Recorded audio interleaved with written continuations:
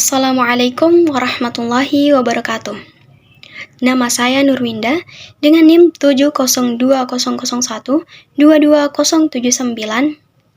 dari Prodi Kesehatan Masyarakat. Pada video ini, saya akan menjelaskan tentang protein dalam zat gizi makro. Selanjutnya adalah protein. Protein adalah senyawa penting penyusun sel makhluk hidup yang terbentuk dari gabungan asam-asam amino melalui reaksi polimerisasi dan kondensasi. Protein berasal dari kata proteios yang berarti pertama atau kepentingan primer. Protein juga termasuk bagian dari kalori makro yang merupakan senyawa organik yang sebagian besar unsurnya terdiri dari karbon, hidrogen, oksigen, natrium, tetapi ada juga yang mengandung belerang. Jumlah protein di dalam tubuh kurang lebih 1/5 bagian dari tubuh manusia, yang mana komponen terbanyak setelah air. Protein memiliki peran penting sebagai komponen fungsional dan struktural pada semua sel tubuh. Enzim, zat pengangkut, matriks intraseluler, rambut, kuku jari mengandung komponen protein. Protein memiliki fungsi khas yang tidak bisa digantikan oleh zat gizi lain, yaitu sebagai zat pembangun dan pemelihara sel-sel jaringan tubuh. Protein terdiri atas rantai-rantai panjang asam amino. Sebagaimana unsur organik lainnya, komponen penyusun protein terdiri atas unsur karbon, hidrogen, dan oksigen. Selain itu, ciri khas komponen asam amino yang tidak dimiliki oleh unsur lemak ataupun karbohidrat adalah adanya unsur nitrogen yang memberikan kontribusi sekitar 16% terhadap berat protein. Beberapa asam amino juga mengandung sulfur, zat besi, kobalt, dan fosfor. Selanjutnya, klasifikasi protein. Protein dapat diklasifikasikan dalam berbagai bentuk, yaitu menurut kemampuan tubuh dalam menyintesis, struktur susunan molekul, kelarutan, keterikatan dengan senyawa lain, serta berdasarkan kelengkapan kandungan zat gizi. Yang pertama, klasifikasi protein menurut kemampuan sintesis tubuh. Berdasarkan kemampuan tubuh dalam menyintesis, protein terbagi ke dalam 2 kelompok besar, yaitu esensial terdiri berarti tidak dapat disintesis tubuh dan harus didapatkan dari makanan yang dikonsumsi. Sedangkan non-esensial berarti dapat dibuat di dalam tubuh dari pemecahan jaringan yang rusak dan dari kelebihan asam amino esensial. Yang kedua, klasifikasi protein berdasarkan struktur susunan molekul, yakni protein fibrillar, yaitu protein berbentuk serabut bersifat sulit larut, memiliki kekuatan mekanis yang tinggi, serta tahan terhadap enzim pencernaan. Protein ini terdapat dalam struktur tubuh, seperti kolagen pada tulang rawan, keratin pada rambut dan kuku, miosin pada jaringan otot, serta elastin dalam urat, otot, dan pembuluh darah. Selanjutnya, protein globular, yaitu protein yang berbentuk bola, bersifat mudah larut, dan berubah akibat adanya garam, basa, dan asam, serta mudah terdenaturasi, seperti albumin bersifat larut dalam air, terkoagulasi oleh panas, terdapat dalam telur, serum, laktalbumin susu. Globulin tidak larut dalam air tetapi larut dalam garam encer, terkoagulasi oleh panas, terdapat dalam serum, kuning telur atau globulin, serta kacang-kacangan atau legumin. Glutelin larut dalam asam atau basa encer, tidak larut dalam pelarut netral, glutenin gandum, orizein beras. Yang ketiga, klasifikasi protein berdasarkan adanya senyawa lain, atau protein konjugasi, yakni nukleoprotein, yaitu protein tambah asam nukleat terdapat pada inti sel, kecambah. Glikoprotein, protein tambah karbohidrat, terdapat pada kelenjar ludah dan hati. Fosfoprotein, yaitu protein tambah fosfat, terdapat pada lecitin, susu, kuning telur. Lipoprotein, protein tambah lemak, terdapat pada serum darah, kuning telur, dan susu. Keempat, klasifikasi protein berdasarkan kualitas gizi. Terdiri atas protein lengkap. Protein lengkap ini mengandung semua asam amino esensial dalam jumlah cukup dan rasio yang tepat untuk mempertahankan keseimbangan nitrogen dan untuk pertumbuhan normal. Contohnya, albumin pada telur, kasein pada susu, daging, ikan, dan unggas. Selanjutnya, protein setengah lengkap. Protein dikatakan setengah lengkap karena terdapat kekurangan asam amino esensial. Meskipun demikian, protein ini tetap memiliki fungsi dalam mempertahankan hidup. Karena kurang mengandung asam amino esensial dalam menjalankan fungsinya, protein ini tidak dapat membantu pertumbuhan normal. Contohnya, protein pada kacang-kacangan, polong, dan biji-bijian. Selanjutnya, protein tidak lengkap. Protein dikatakan tidak lengkap jika protein tersebut tidak mengandung asam amino esensial dalam jenis dan jumlah yang mencukupi, sehingga tidak dapat berfungsi normal, baik untuk mempertahankan hidup maupun untuk pertumbuhan. Contohnya adalah zein pada jagung, serta gelatin pada hewan. Pangan nabati umumnya kekurangan lisin, metionin, treonin, dan triptofan.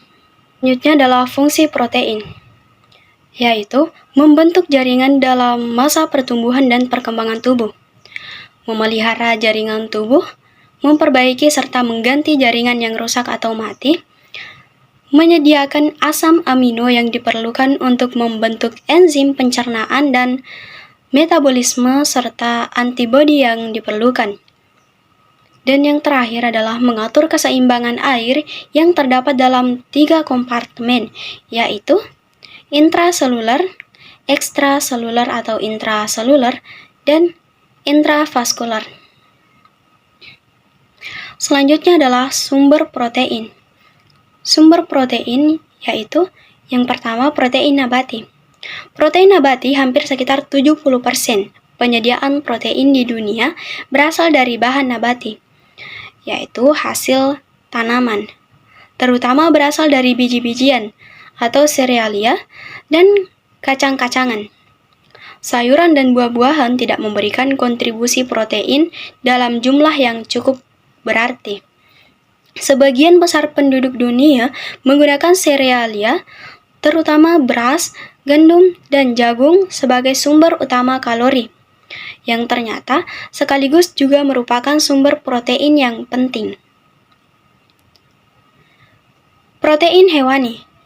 Protein hewani merupakan hasil-hasil hewani yang umum digunakan sebagai sumber protein.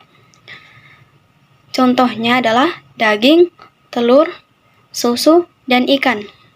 Protein hewani disebut sebagai protein yang lengkap dan bermutu tinggi karena mempunyai kandungan asam amino esensial yang lengkap, yang susunannya mendekati apa yang diperlukan oleh tubuh. Selanjutnya adalah kebutuhan protein. Kebutuhan protein adalah kadar terendah asupan protein dari makanan yang dapat menyeimbangkan kehilangan nitrogen dari tubuh manusia, sehingga dapat memelihara massa protein tubuh pada individu dengan kondisi asupan energi yang seimbang dengan aktivitas fisik tingkat sedang. Kebutuhan protein ini harus juga diperhitungkan untuk memenuhi kebutuhan anak, ibu hamil, dan menyusui dalam rangka untuk memenuhi kebutuhan untuk cadangan tubuh atau sekresi air susu ibu pada kondisi kesehatan yang optimal. Berdasarkan angka kecukupan gizi atau AKG tahun 2012, kebutuhan protein untuk orang Indonesia dihitung berdasarkan berat badan aktual hasil survei. Faktor koreksi mutu protein untuk anak, orang dewasa, dan ibu hamil, sehingga didapat rata-rata kecukupan protein untuk orang dewasa di atas usia 18 tahun adalah sekitar 1,0 sampai 1,2 gram per kilogram berat badan per hari. Sedangkan untuk anak usia 10 sampai 18 tahun, kecukupan protein rata-rata adalah sekitar 1,2 sampai 1,7 gram per kilogram berat badan per hari. Sedangkan untuk bayi hingga anak usia 9 tahun, rata-rata kecukupan protein adalah sekitar 1,8 sampai 2 gram per kilogram berat badan per hari. Selanjutnya adalah mutu protein. Mutu protein bahan makanan ditentukan oleh jenis dan proporsi asam amino yang dikandungnya. Protein komplit atau protein dengan nilai biologi tinggi atau bermutu tinggi adalah protein yang mengandung semua jenis asam amino esensial dalam proporsi yang sesuai untuk keperluan pertumbuhan, yaitu semua protein hewani kecuali gelatin merupakan protein komplit. Protein tidak komplit atau protein bermutu rendah adalah protein yang tidak mengandung atau mengandung dalam jumlah yang kurang 1 atau lebih asam amino esensial, yaitu sebagian besar protein nabati kecuali kacang kedelai dan kacang-kacang lain merupakan protein tidak komplit. Asam amino yang terdapat dalam jumlah terbatas untuk memungkinkan pertumbuhan dinamakan asam amino pembatas atau limiting amino acid. Metionin merupakan asam amino pembatas kacang-kacangan dan lisin dari beras. Selanjutnya adalah metabolisme protein. Metabolisme protein yaitu: pertama, ketika makanan masuk ke dalam perut, enzim pepsin akan memutus ikatan peptida pada sisi NH2 dari asam amino aromatik, yaitu fenilalanin, tirosin, dan triptofan. Asam amino hidrofobik, yaitu leusin, isoleusin, dan metionin, dan dikarboksilat, yaitu glutamat dan aspartat, untuk mencerna protein.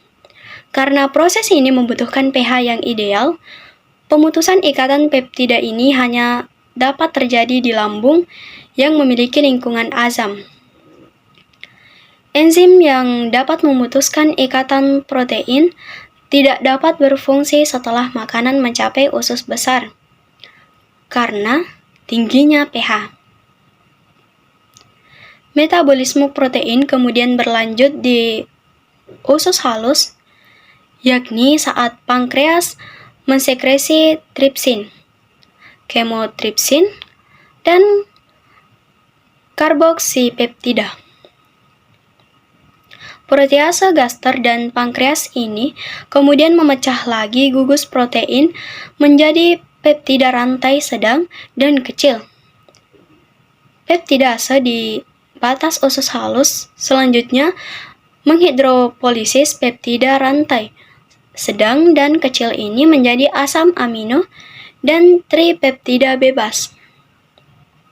Produk akhir metabolisme protein inilah yang siap diserap dan dipergunakan oleh sel sehingga tubuh merasakan manfaatnya untuk kesehatan. Sekitar 75-80% asam amino hasil proses metabolisme protein akan digunakan kembali untuk pembuatan protein baru. Melalui siklus Krebs, sebagian asam amino yang diserap tubuh juga akan diubah menjadi ATP, gas karbon dioksida, dan air. Tubuh tidak akan menyimpan sisa asam amino yang berlebih. Sisa asam amino ini akan segera mengalami katabolisme dan diubah menjadi urea untuk bahan kimia amfibolik yang selanjutnya dikeluarkan dari tubuh melalui urin. Selanjutnya adalah kekurangan protein. Kekurangan protein dapat menyebabkan kerontokan rambut, kwashiorkor, marasmus, dan marasmus kwashiorkor.